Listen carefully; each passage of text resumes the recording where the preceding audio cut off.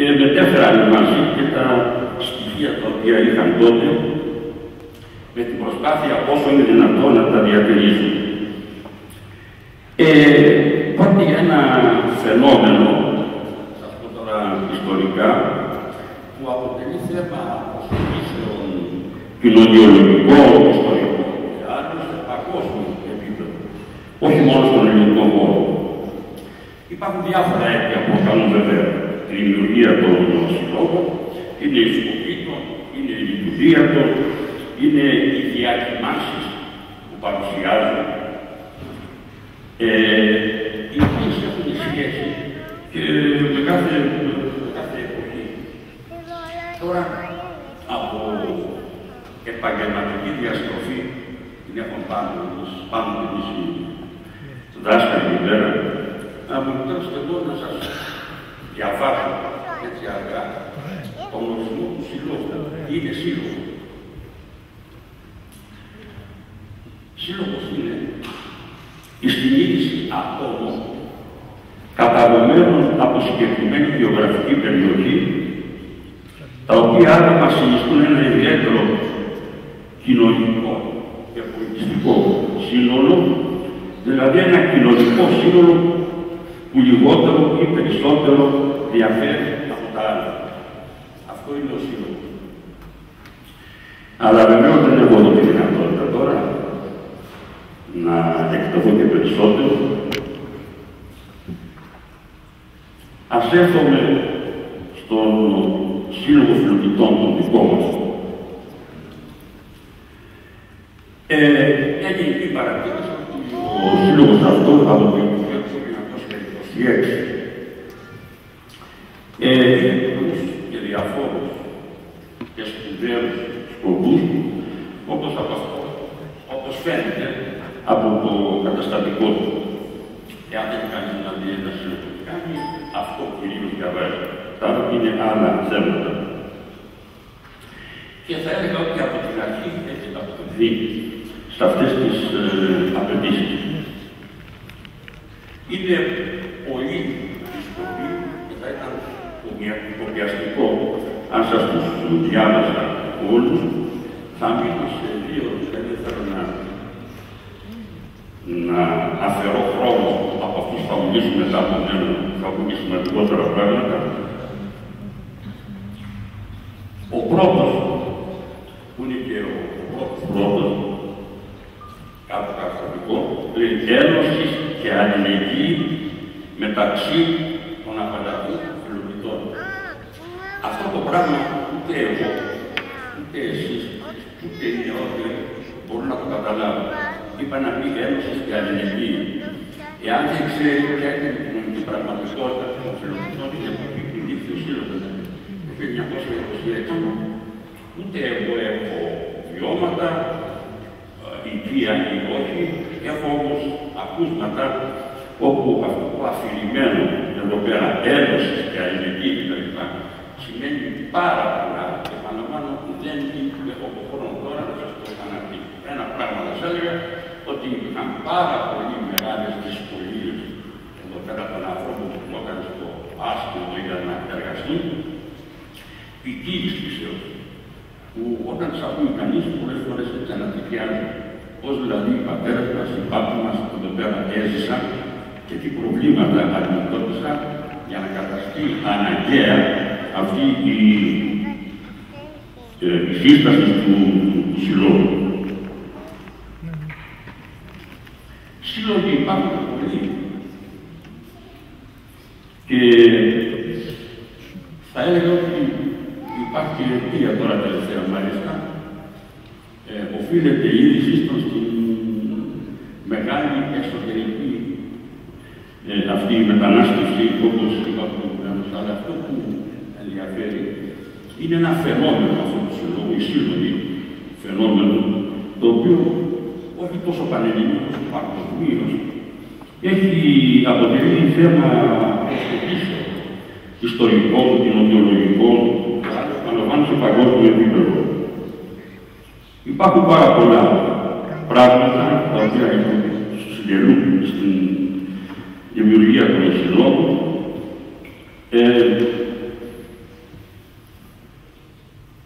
έρθω να μείνω πέρα από αυτό που σας είπα για την αλληλεγγύη και τα αιτία της δημιουργίας, σε ένα από τα άρθρα του καταστατικού, το οποίο το ξέρω πολύ καλά, και όπου έχω μια κάποια φορά, συγχωρέστε με την αναφορά, ούτε και με ενδιαφέρει. Είναι το άρθρο 7, που λέει οργάνωση διαλέξεων ομιλιών ως κατατοπισμό για τα διάφορα προβλήματα του φιλοσοφίου κτλ. Αυτό ισχύει ως ανέκδοτο. Αν το έλεγε το 1926 ή το 1930, υπήρχαν άλλες ανάγκες, οι οποίες είχαν έτσι προτεραιότητες. Σήμερα τα πράγματα έχουν αλλάξει. Και επειδή έχουν αλλάξει, κάποτε εγώ είχα προτείνει να γίνονται διαλέξεις στο φιλότιμο με επιστημονικό χαρακτήρα και περιεχόμενο, ώστε να αποτελέσουν την βάση αργότερα για την δημιουργία, για τη σύνδεση με λεπτό.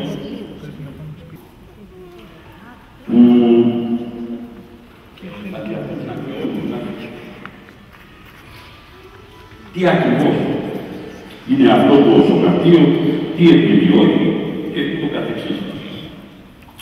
Έχουμε ένα πρόβλημα γενικά και οι συλλογίτες και άλλοι, ότι δεν ξέρουμε ακριβώς τι είμαστε. Αν έχουμε έρθει από αλλού, αν μας έχουν φέρει, αν μας έχουν εξαναγκάσει να δώσουμε την άλλη απασχόληση, τι σχέση υπήρχε μεταξύ των κατακτητών Τούρκων, πολύ μικρή, Φράγκων, πολύ μεγάλη και το καθεξής. Δεν μπορεί κανείς εύκολα αυτά να τα μελήματα και εμείς. Και εγώ έτσι που σας μιλώ. Τα πράγματα έχουν λίγο αλλάξει τελευταία και αυτό οφείλεται στην τύχη. Είχα την τύχη μια φορά να ανακαλύψω στην βιβλιοθήκη ένα κώδικα. Δίκομος είναι ο Ποδέστατος, ο οποίος περιλαμβάνει έγγραφα, κοινωνικά έγγραφα, τα οποία είχαν γραφεί, θα έλεγα, μετεπαναστατικά τα περισσότερα, και τα οποία είχαν σχέση με τη ζωή, εγγένεια με τους ανθρώπους που περάσαμε εδώ πέρα, με τα επίθετα που είχαν που δεν είχαν, με τα παρονίμια που τους έδωσαν και δεν τους έδωσαν, με τη δυνατότητα του παρονιμίου να μεταβάλλεται σε επώνυμο και αριστός κτλ. Με ονόματα τα οποία έχουν εκλείψει σήμερα και το καθεξής. Και επειδή αυτό το ενδιαφέρει, ήθελα ο Σύλλογος να έχει αυτή την δραστηριότητα την σήμερα ημέρα, επαναλαμβάνω το 1926, ήταν αλλιώς τα πράγματα. Είχα εξπατήσει τότε να δημοσιευτεί ένας τόμος από αυτά τα έγγραφα στον Σύλλογο, με τα έγγραφα αυτά που βαρώνουν και συνεχεία και άλλοι που δεν για όσους δεν θα σας πω. Και αυτό προχώρησε από μια έντονη πεποίθησή μου ότι κάτι υπάρχει από το φιλότιμο, το οποίο τέλος πάντων πρέπει κάποτε να γίνεται γνωστό.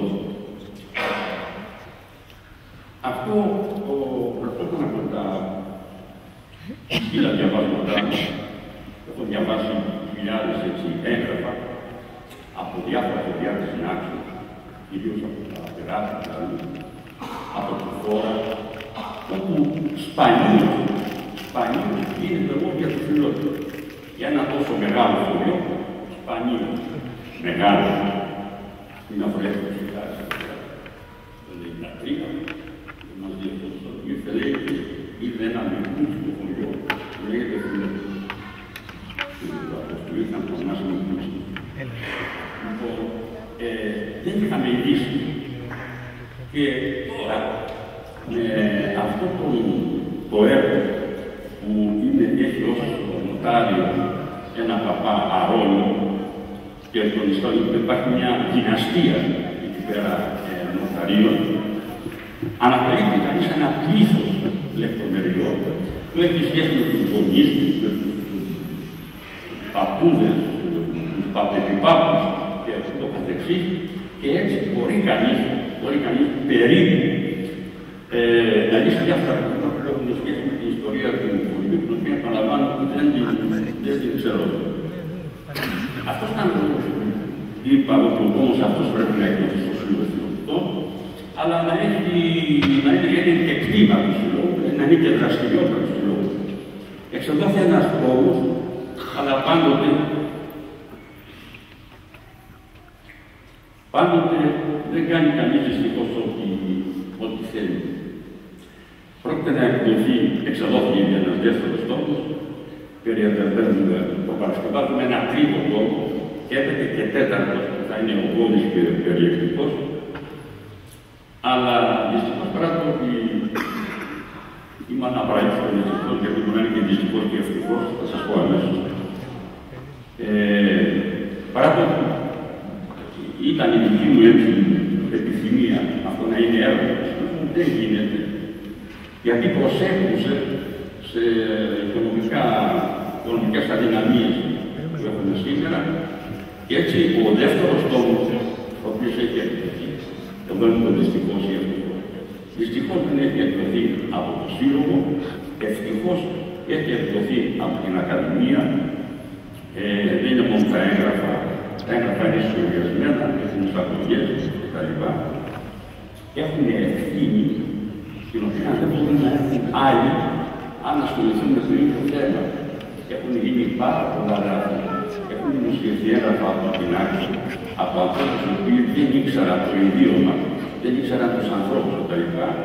Είναι γεμάτα αυτά, τα οποία θα διορθώνει κανείς σήμερα. Επομένως, από την άποψη αυτή είναι πολύ αξιόπιστα. Λοιπόν, δυστυχώς παραλαμβάνω, δεν εξελίσσεται το Σύλλογο Φιλοσοφών, εξελίσσεται την Ακαδημία και ουδέν κακό να μιλήσει κάποιον.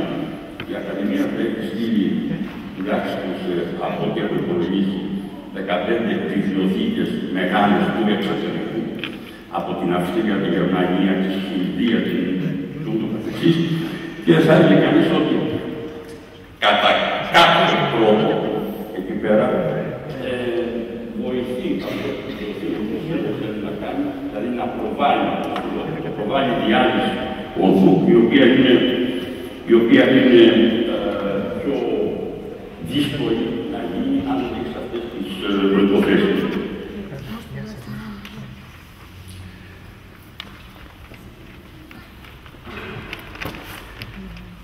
Είναι πάντοτε αυτό που υπάρχει και σήμερα μιλάρα μας έτοιμα, ότι ένα σύλλογο, ο οποίος έχει κυρίως κοινωνικό περιεχόμενο, δεν είναι επιστημονικό σύλλογο, πρέπει σιγά σιγά είναι απέτηση των πολλών, δηλαδή είναι απέτηση των ανθρώπων, οι οποίοι σήμερα είναι έτσι πνευματικά, ευαρμένοι κτλ. Να υπάρχει αυτή η δραστηριότητα. Και μέσα σε αυτή τη δραστηριότητα, εγώ τουλάχιστον έχουν πάρει και άλλοι και έχουν κάνει διαλέξεις που έχουν πολύ έτσι ενδιαφέρον. Υπάρχει μια ευρύτερη δραστηριότητα στην οποία δεν μπορώ να αναφερθώ τώρα. Μπροστά σας έχετε το πέφτο που μας έχει διανεμηθεί από τις δραστηριότητες της Βιβλιοθήκης Κανομερίτη, μπορεί να σας πει και έτσι ο ίδιος.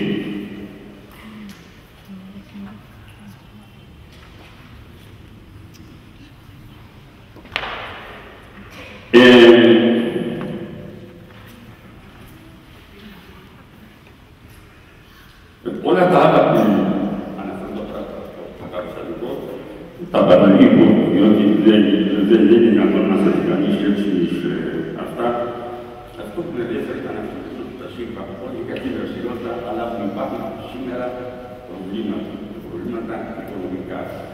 Να σας πω και μια λεπτομέρεια, επειδή ο Σύλλογος δεν έχει εκδώσει το έργο και επειδή τον διανύει και καλώς κάνει σε ανθρώπους οι οποίοι έχουν επιτύχει σε ανώτατα πνευματικά εγκλήματα και είναι καλό και έτσι αυτό, είχα σκεφτεί να κάνω μια έκθεση στην Ακαδημία, να μας δώσει κάτω στους τόμους, για να μας τη δώσουμε. Φαντάζομαι μια έκδοση κτλ. Και αυτό είναι δύσκολο να πραγματοποιηθεί λόγω των δυσκολιών που παρουσιάζονται, των οικονομικών δυσκολιών που παρουσιάζονται στον σύλλογο, ο οποίος μπορεί να είναι πολύ μεγάλος, αλλά σε σχέση με την μεγαλοσύνη είναι πολύ, πολύ φτωχός.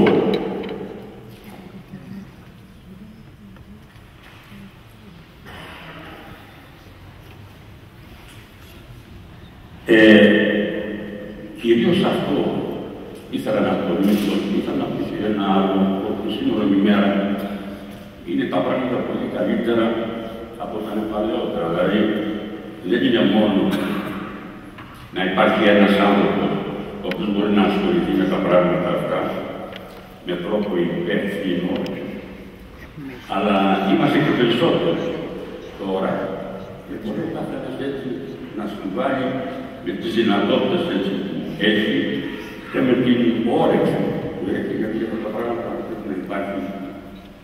πρέπει να υπάρχουν και τα δύο.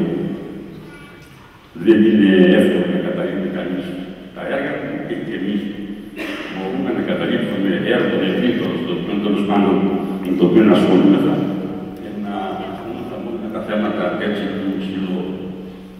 Γι' αυτό τώρα η ευκαιρία αυτή της εκδηλώσεως θα ήθελα να πούμε, Πρόεδρο, να κάνω μια πρόταση εδώ να υπάρξει ένας από το Διοικητικό Συμβούλιο, που είναι πιο από το άλλο, που να έχει την ευθύνη για αυτό το πολιτιστικό μέρος. Δηλαδή αυτός να το κινήσει, αυτός να το στηρίζει, αυτού μερικές εμπνεύσεις να πούμε μέσα από αυτή την δραστηριότητα, για να μπορούμε να έχουμε περισσότερο και άλλα έργα, επαναλαμβάνω πάνω και υπεύθυνα, τα οποία θα μας χρησιμεύσουν για άτομο θαύμα επίσης να γράφουμε την ιστορία του συλλόγου. Την ιστορία του συλλόγου. Είναι πολύ που έχουν αυτό το πρόβλημα. Το πρόβλημα το οποίο πολλές κοιτάζει εδώ πέρα, το είχαν και απεραθήτες, και τώρα το έχουν ακόμη, όπου ψαχνότανε για να βρουν ποιοι είναι. Τώρα έχει εξοδόθη ένα βιβλίο από ένα άξιο φιλόλογο, το Μακαρίτου Ζευκόλη, έχει μια άποψη, στηρίζεται σε αυτοψία και αυτοποία, που είναι στοιχεία τα οποία πολλοί μπορεί να βοηθήσουν κτλ. Δεν είμαι η θέση ακόμη να γνωρίζω αν αυτό αποδίδει αυτό που θέλει ή μήπως υπάρχουν και μερικές συστάσεις, και υπάρχουν μερικές συστάσεις γι' αυτό. Δεν θέλω να σας ταλαιπωρήσω. Εγώ ήθελα με την ευκαιρία να ευχαριστήσω όλους την χαιρετισμού, δεν πρόβλημα, δεν είναι ομιλία. Έτσι χαιρετίζοντας όλους να ευχηθώ να έχετε υγεία προσωπική, οικογενειακή, φιλική, συντροφική, οποιαδήποτε άλλη. Καλή Ανάσταση και στο σύλλογο κυρίως, τον οποίο ήθελα να συγχαρώ. Ήθελα να διατυπώσω μια ευχή να διατηρεί πάντοτε αντίσταχτη αυτή τη συγκίνηση για την οποία σας μίλησα προηγουμένως. Σας ευχαριστώ πάρα πολύ.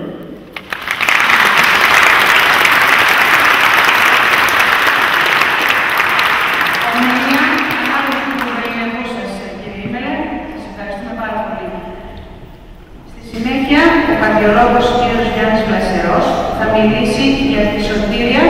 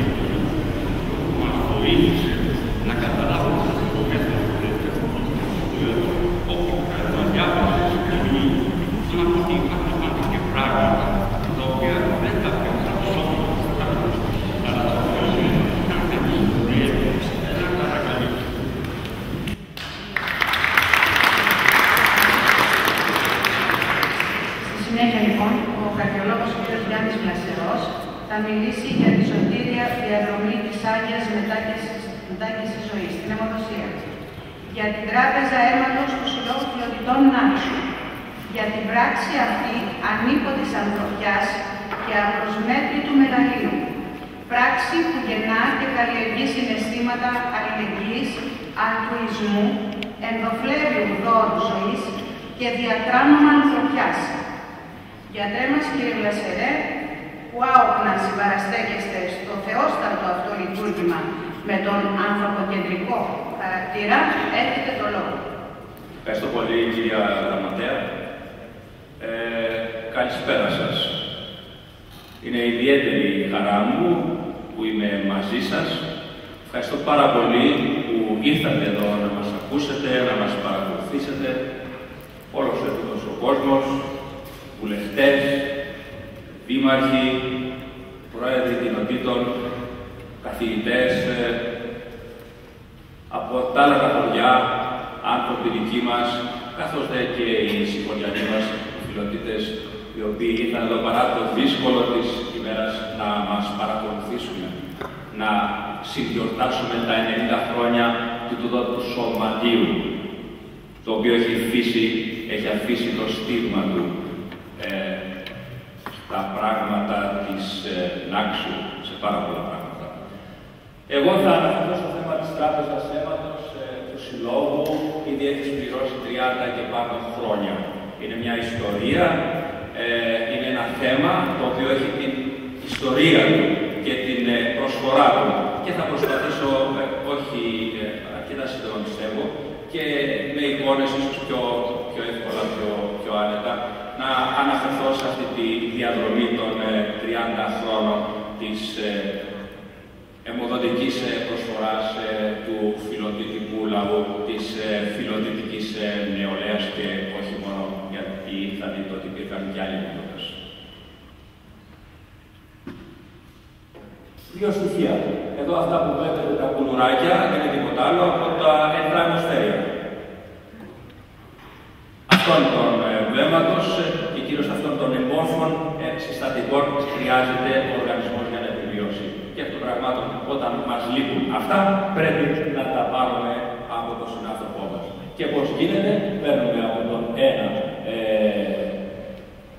από τον αιμοδότη, παίρνουμε το αίμα και στη συνέχεια το βάζουμε, το συντηρούμε εδώ στην μπουκάλα, είναι σημαντικά αυτά, και συνέχεια το μεταδίδουμε στον άλλο, στον ασθενή ο οποίος έχει ανάγκη.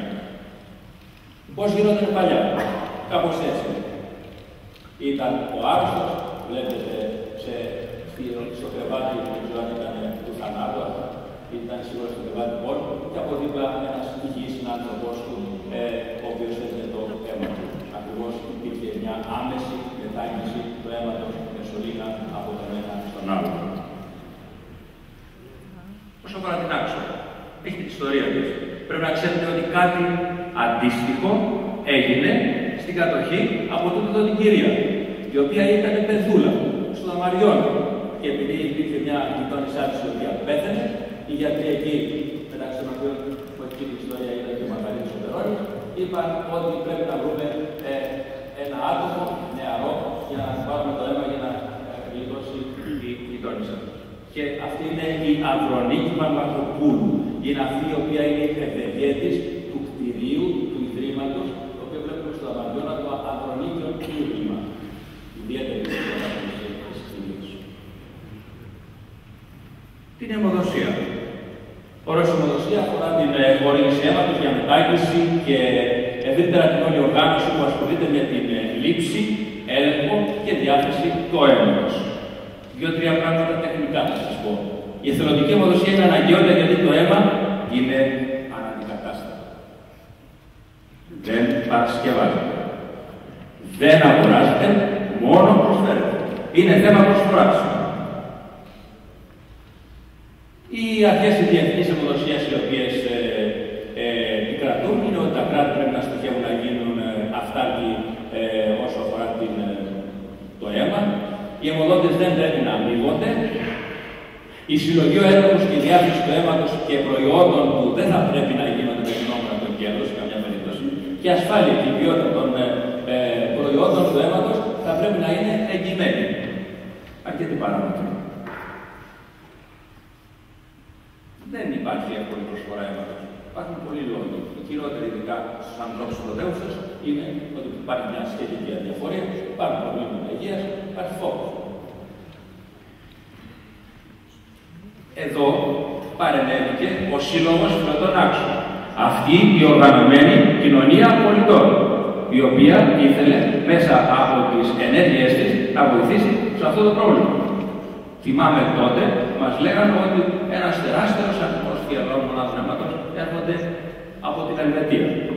Και έτσι, αποφασίσαμε στο χωριό μας, το Φιλότη, το 1985, μετά από πρόταση του Δημάρχου του Ρέντι, του κυρίου Κρίλη, το οποίο το ανέλαβα εγώ στο Διοικητικό Συμβούλιο, το ανέφερα και μου ανατέθη από τον Μακαρίτη, τον Μιχάλη τον Κατσάνη, ότι γιατρέ ανέλαβε το ελευκό.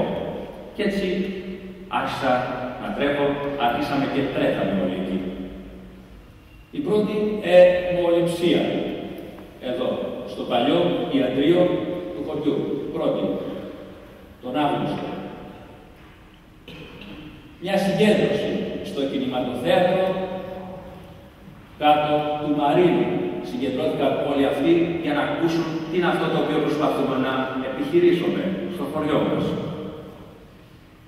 Οι πρώτες αιμοληψίες. Εδώ ο καθηγητής, ο κύριος Πρωτονάς, αιμοδότης, τους πρωτοπόρους, και εδώ υπό το άγρυπνο βλέμμα του Δημάρχου του Γρήγη που σας προανέφερα. Μετά τον πρώτο χρόνο ήρθε ένα συνεδρίο από τη Σύρο. Το δεύτερο χρόνο ανέλαβε κανονικά το τμήμα αιμοδοσία του νοσοκομείου της Νίκαιας, με διευθύντρια την κυρία Σοφρονιάδου, που έχουμε την τιμή και τη χαρά να είναι εδώ κοντά μας.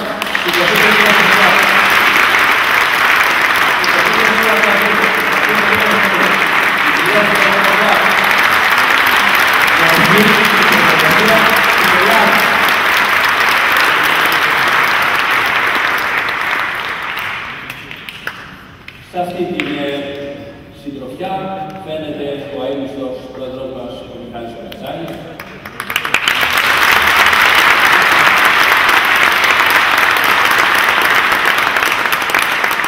Φαίνεται ο Γιώργος Μητσοτάκης, ο πρόεδρος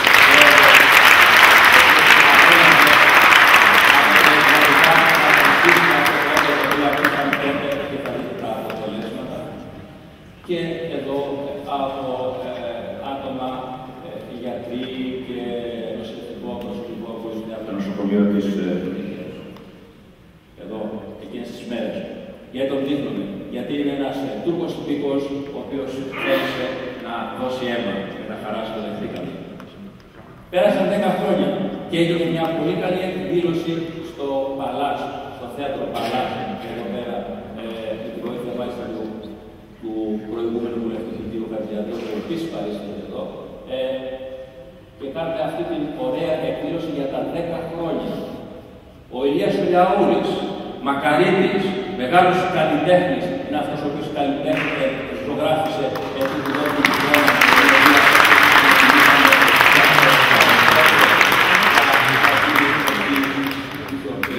και ήταν τα αποτελέσματα από τα 10 χρόνια. Βλέπετε ότι κάθε χρόνος περνάει ανεμένα 20 φορές.